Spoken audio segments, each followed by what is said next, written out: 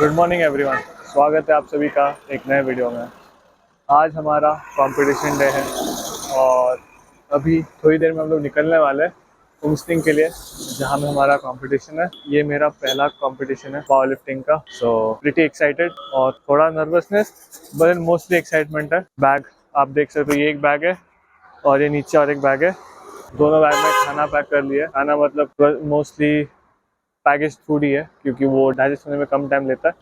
अभी अपने ग्रुप के लिए रुका हुआ, वो लोग आएंगे तो फिर यहाँ से एक साथ निकलेंगे। काफी सही सा आज मौसम भी है। कल एक्चुअली पूरा दिन बहुत ज्यादा बारिश दिया, तो मेरे को लग ही रहा था कि आज सुबह को धूप देगा, जो कि एक्चुअली हुआ। सो इट फील्स गुड कि बारिश में नहीं जाना पड़ रहा है। एकदम परफेक्ट मौसम है जाने के लिए।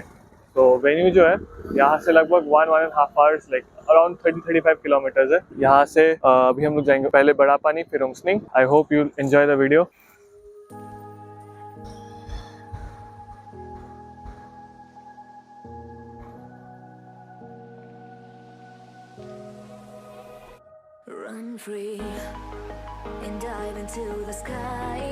तो वेइंग हो गया, मेरा वेट कैटेगरी है 66 किलोस और अभी हम लोग खाएंगे कुछ जो खाना लाया।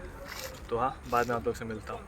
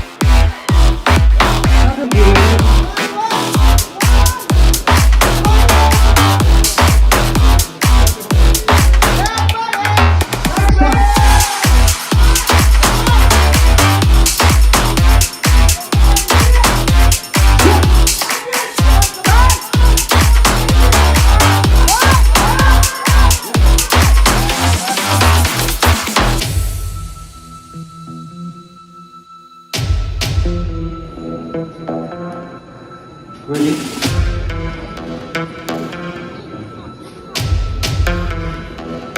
Now. Press. Hold it. Ready? Down.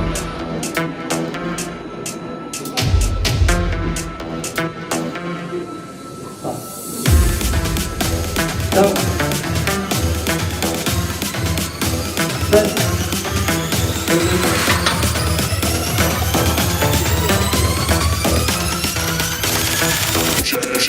Check it out. Down.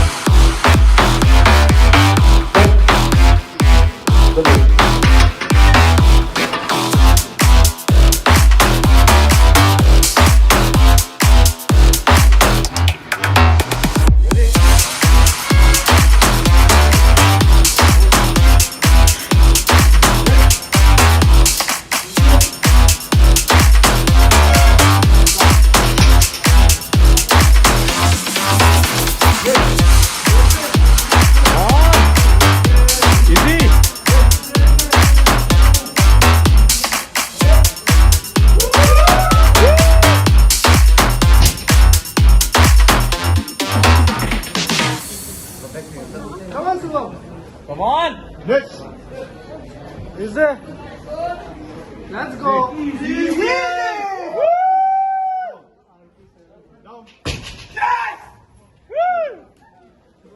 तो अभी तक आप लोगों ने मेरा सारा अटेम्प्ट्स का वीडियो शायद देख लिया होगा। सो अभी मैं पूरा बताता हूँ कि उस दिन मीट में हुआ क्या। सो हम लोग वेइंग के लिए पहले गए। सो वेइंग ऑन टाइम था, कुछ नहीं हुआ, वेइंग एकदम प्रॉपरली हुआ। उसके बाद हम लोग जब हमें बोला गया कि सारे जितने भी एथलीट्स हैं everybody should wear their singlet and they will be starting the meet shortly. So उस दौरान वो लोग क्या कर रहे थे, वो लोग जितने भी रेफरीज है सबको बुलाकर उन्हें रूल्स समझा रहे थे, which is very unprofessional in a state meet, वो भी पावर लिफ्टिंग इंडिया के अंडर। बिकॉज रेफरी जो है वो कोई ऐरा गैरा आदमी नहीं होता है, दे आर समवन जिनके पास कुछ क्रेडिबिलिटी होता है। सो बेसिकली वहाँ पे जो रेफरी थे उन्हें रूल्स कुछ नहीं पता था। सो बेसिकली उन्हें स्टेज में बुलाकर उन्हें रूल्स समझा रहे थे। So we could see that कि दे आर टेलिंग कि जब आप स्क्वाट में नीचे से ऊपर आओगे फिर rack command and everything, all everything, squat का डेप्थ एंड बेंच का पॉज एंड डेडलिफ्ट का लॉकआउट, वी कुड सी। यहाँ पे हमें एक रेड फ्लैग मिला कि जो रेफरीज है वो एकदम ज़ीरो लेवल रेफरीज है, उन्हें कुछ नहीं आता है। इसके बाद जब उनका ये सीन ख़त्म हो गया उसके बाद उन्होंने सारे एथलीट्स को बुलाया, पहले लड़की लोगों का हुआ। सो उन्हें वो लोग बोल रहे थे कि वो दे will be starting with bench press. वो लोग ग्रुप कर दे रहे थे कि ये वेट ग्रुप का first they will start with squat, ये वेट ग्रुप का first they will start with bench press, ये वेट ग्रुप का they will start with deadlift. जब हमें पता चला कि ये लोग ये फॉर्मेट फॉलो कर रहे हैं, हमने जाकर एटलीस्ट उन्हें 5 बार बोला था कि this is against the rule, this is not how it should be, and it is mandatory that you have to start with squat followed by bench press and then by deadlift, no matter which category it is. तो first 2 बार उन्होंने हमें ignore किया। Third time उन्होंने जब बोला तब वो लोग पूछ रहे थे कि हम लोग कहाँ से आए। So basically they were asking कि हम लोग कौन है, कहाँ से आए, which actually doesn't make sense anywhere. उसके बाद फोर्थ टाइम हम लोगों ने जब बोला then they were like okay okay we'll see. Fifth time हम लोग ने जब जाके बोला then they were like okay we'll start with squat. तो ऐसा स्टार्ट हुआ उस दिन का, like the first half of the meet. So they started with squat, but then जैसे मैंने बोला कि रेफरी को कुछ नहीं आता है। So now you will get to know a very good thing कि रेफरी जो है उसे स्क्वाट का कमांड्स ही नहीं पता। स्क्वाट का यूजुअली 2 कमांड होता है। क्या होता है? Squat and rack, these are the 2 commands. But उस दिन वहाँ पे they were almost having 4 to 5 commands. First command क्या था? जब आप बार के नीचे जा रहे हो, right, we are here ready to lift the bar off the rack, तब वो लोग बोल रहे हैं लिफ्ट। उसके बाद आप जब स्टांस ले लेते हो then they are like start, which is okay. But उसके बाद आप जब स्क्वाट के लिए नीचे बैठते हो it becomes a pause squat, वो लोग तब बोलते हैं अप। उसके बाद ऊपर आ जाते हो, उसके बाद वो लोग रैक नहीं यस बोलते हैं, मतलब लिफ्ट खत्म। सो बेसिकली आप यहाँ से समझ पा रहे हो कि उन्हें कितना आइडिया है पावर लिफ्टिंग का, ठीक है। Below the category for the squat of deadlift.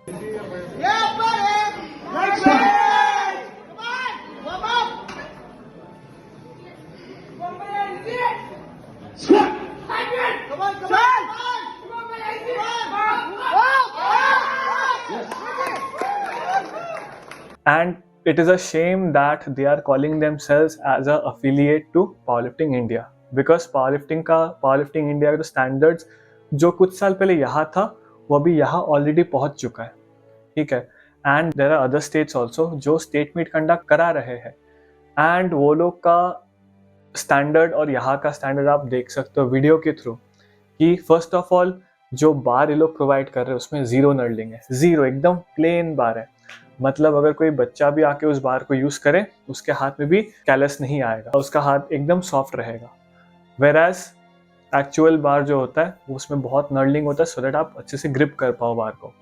उसके बाद आप जो वेट्स देख रहे हो वो रबर वेट्स थे। सो बेसिकली अगर उसमें लिखा है कि वो 20 किलोज का है, इन रियलिटी वो 20 का तो डेफिनेटली नहीं है, something less than 20 that is for sure.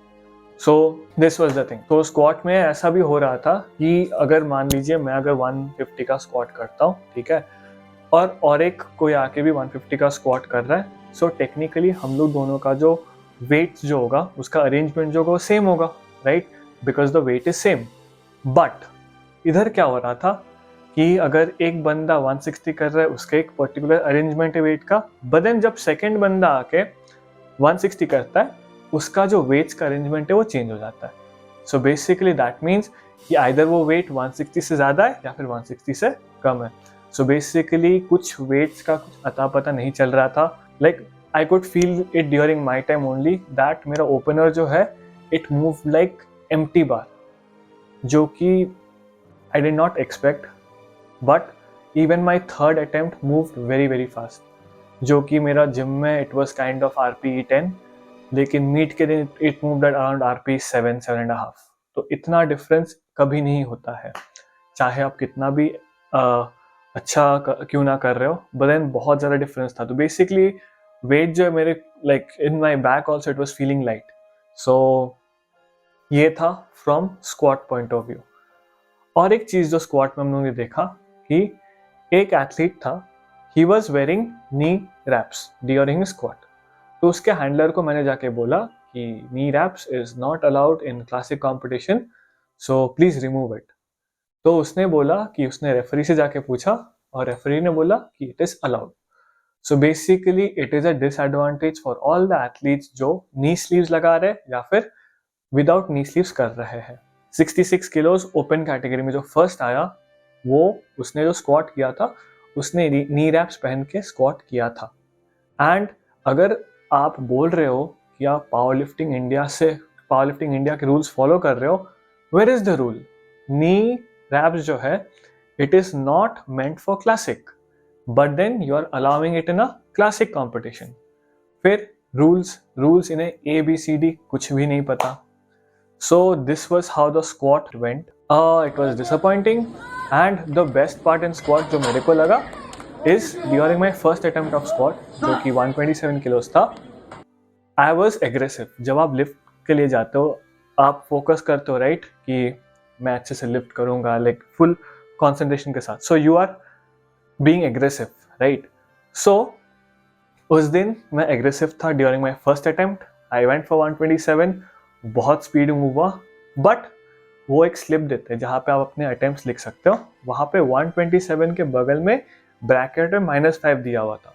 सो पहले मेरे को समझ भी नहीं आया कि -5 क्या है. फर्स्ट मेरे को लगा कि शायद बार में उन्होंने लोड 5 किलो कम लगाया था, इसलिए शायद उसमें -5 उन्होंने लिखा. तो फिर मैंने जब रेफरी को जाके पूछा कि why is this -5, then his reply was because you are too aggressive, that's why we have given you -5. फिर मैंने सोचा कि कहीं तो लिखा नहीं है. चाहे आप नेशनल्स का वीडियो देख लो, लिफ्टर्स जो एग्रेसिव होते हैं क्या उनका नंबर डिडक्ट करता है? नहीं करता है. दिस इज नॉट स्कूल जहाँ आप एग्जाम के समय बात कर रहे हो तो आपका नंबर डिडक्ट होगा राइट. सो उन्होंने वो किया. In fact the rules they were like जो रूल्स जो है they were changing according to the lifter. According to the lifter मतलब वो लिफ्टर कहाँ से आ रहा है. Basically that's how they were twisting and changing the rules according to the different lifters. So this is the whole story of the squat. Last year भी इधर में स्टेट बेंच प्रेस कंपटीशन हुआ था, तो वहाँ पे मैंने बोला था कि बहुत सारे रूल्स ऐसे थे जो लोग अच्छे से फॉलो नहीं कर रहे थे, और इस साल भी वो सेम फॉलो हो रहा था. हम लोगों ने जाके बोला, फिर जाके उन्होंने थोड़ा उसे सही किया, वरना अगर हम लोग नहीं बोलते तो वो लोग कुछ नहीं करते. और आप खुद ही सोचो कि अगर आप कोई स्टेट मीट में जा रहे हो, यू आर एक्सपेक्टिंग दैट कि जो ऑर्गेनाइजर्स है उन्हें एटलीस्ट रूल्स पता हो, लेकिन यहाँ पे ऐसा था कि जो पार्टिसिपेंट्स है वो जाके रूल्स समझा रहे हैं. So basically that was the problem, और कुछ प्रॉब्लम नहीं था. That was the whole problem कि अभी अगर हम लोग नहीं बोलते so they would have conducted the meet in their own way right. Bench भी वो लोग अपने हिसाब से कराते हैं, बेंच में रूल्स भी अपने हिसाब से देते हैं, स्क्वाट में भी रूल्स अपने हिसाब से देते हैं. So bench press I wouldn't complain much, but then bench press was okay. उसमें इवन दो द इक्विपमेंट जो था वो लास्ट ईयर का ही था, सेम इक्विपमेंट्स विच वाज मतलब उसका कुछ स्टैंडर्ड ही नहीं था. सो बेंच का तो वो था which is still fine, but the fun part was in deadlift. According to PI rules और IPF रूल्स, जब आप डेडलिफ्ट करने जाते हो there is just one single command that is down. But उस दिन वो 2 कमांड दे रहे थे, 2 से 3. फर्स्ट कमांड इज होल्ड मतलब hold the bar. Second command is lift. Third command is down. तो बेसिकली डेडलिफ्ट में जहाँ में 1 कमांड होना चाहिए वहाँ वो लोग 3 कमांड दे रहे हैं. तो इससे समझ में आ रहा है कि ये लोग कितना प्रोफेशनल है and how dedicated are they towards this game और how willing are they to learn and to make this sport better. So basically this was the whole summary of the meet, which was very unprofessional, pathetic भी था, but अगर आप complain नहीं करोगे तो ये meet improve नहीं होगा. There must be someone जिससे उंगली उठाना पड़ेगा या फिर जिससे आवाज़ उठाना पड़ेगा so that ये लोग अपना स्टैंडर्ड्स इम्प्रूव करें. बट उस दिन हार्डली कुछ ही लोग थे जो आवाज़ उठा रहे थे रिगार्डिंग ऑल दी स्टफ कि रूल्स ये है वो है. But I think they may improve the next year which जिसका चांस मेरे को बहुत ही ज़्यादा कम लग रहा है, बिकॉज लास्ट ईयर भी हम लोगों ने बोला था कि जो बेंच है please get a good bench, जो कॉम्बो रैक होता है वो. बट देन इस साल they use the same bar, same rack, same plates, थोड़ा सा भी चेंज नहीं हुआ. इनफैक्ट 1.25 जो वेट होता है, like we took our personal plates for the meet because हमें पता था कि वहाँ पे 1.25 का प्लेट्स नहीं होगा. सो बेसिकली इट वाज कहने के लिए स्टेट मीट था, बट देन ये डिस्ट्रिक्ट लेवल का भी मीट नहीं था. सो आई होप आप लोग इस वीडियो को शेयर करोगे बिकॉज इसमें मैंने काफ़ी सारे सच बात बोले हैं और some people will not like it, but then I cannot help it. This is what it is. उस दिन यही था जो मैंने बोला है और मैंने आपको कुछ साइड में आपने शायद वीडियोस भी देखा होगा कि मैं जो बोल रहा हूँ उसका. So basically this is the thing and देखते हैं आगे क्या होता है. So till then bye bye, see you in the next video.